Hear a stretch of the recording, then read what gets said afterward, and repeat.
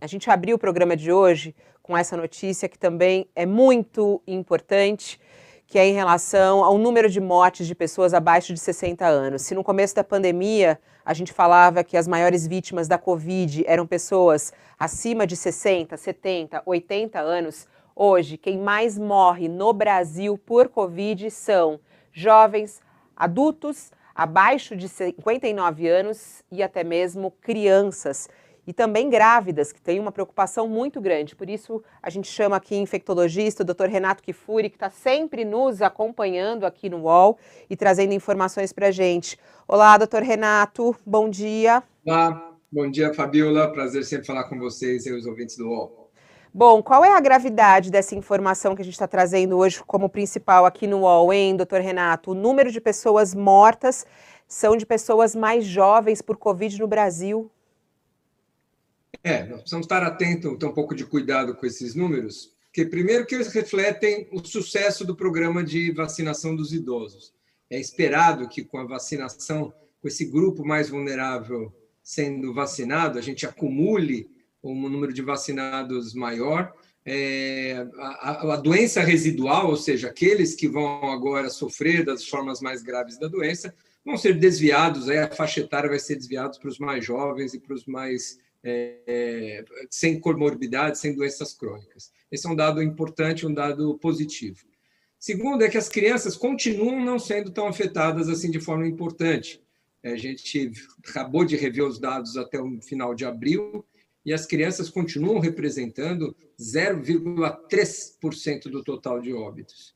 É claro, né, Fabiola, quando a gente fala 0,3% de 400, de 500 mil óbitos, nós já falamos de 1.500 crianças que já perderam sua vida e adolescentes nessa pandemia. É muita gente, mas ainda a distribuição proporcional continua pequena entre os menores de 20 anos. Então, resumindo a conversa, a gente diminuiu a mortalidade de formas graves, tem diminuído nos mais velhos, nós temos mantido as crianças e adolescentes com pequenas proporções, onde a gente está vendo realmente um aumento proporcional entre os de 20 a 60 anos. Agora, lembrar que quando aumenta tudo, quando a gente está no momento pior da pandemia, essa diminuição dos idosos quase nem é percebida, porque diminuiu proporcionalmente, mas aumentou tudo. Então, a gente acaba, as crianças que mantiveram a mesma proporção acabam tendo mais casos.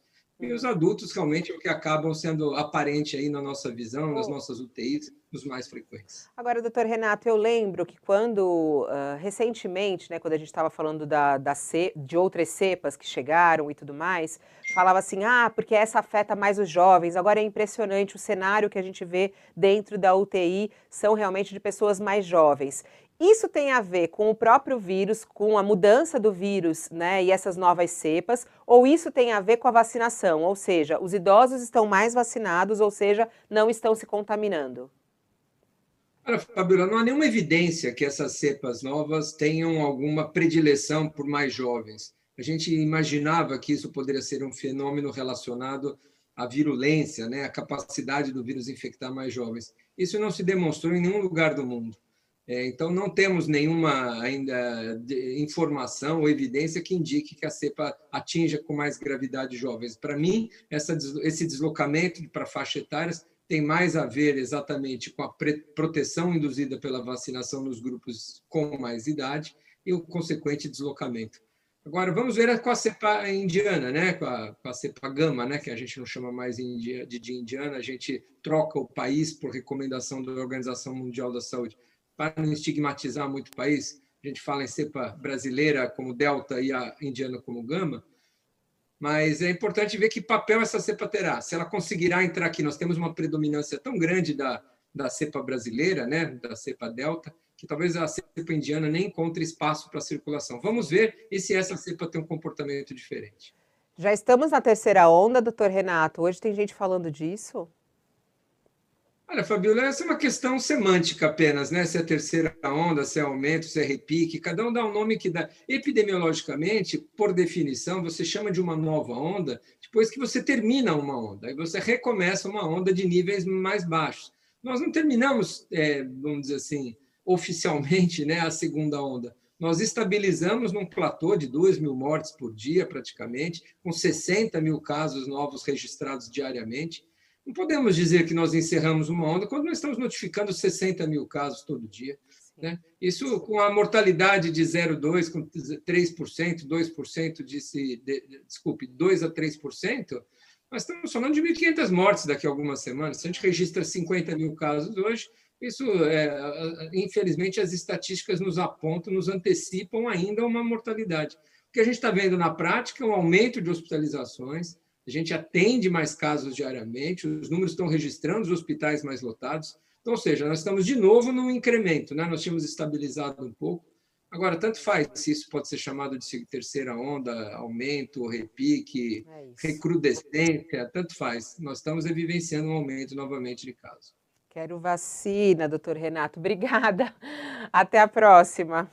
Prazer estar com você. Hoje é o Dia Nacional da Imunização. A gente comemora um dia, um avanço que trouxe, Fabiola, um enorme benefício para a população. Né? Foi através de extensos programas de vacinação que nós eliminamos do país a varíola, erradicamos a polio, controlamos o sarampo, a rubéola, aumentamos a expectativa de vida da população em 30 anos graças às vacinas. Espero que as vacinas para a Covid, mais uma vez, demonstrem o seu valor. Então, para aqueles que ainda duvidam do poder das vacinas, essa é a nossa saída para a pandemia.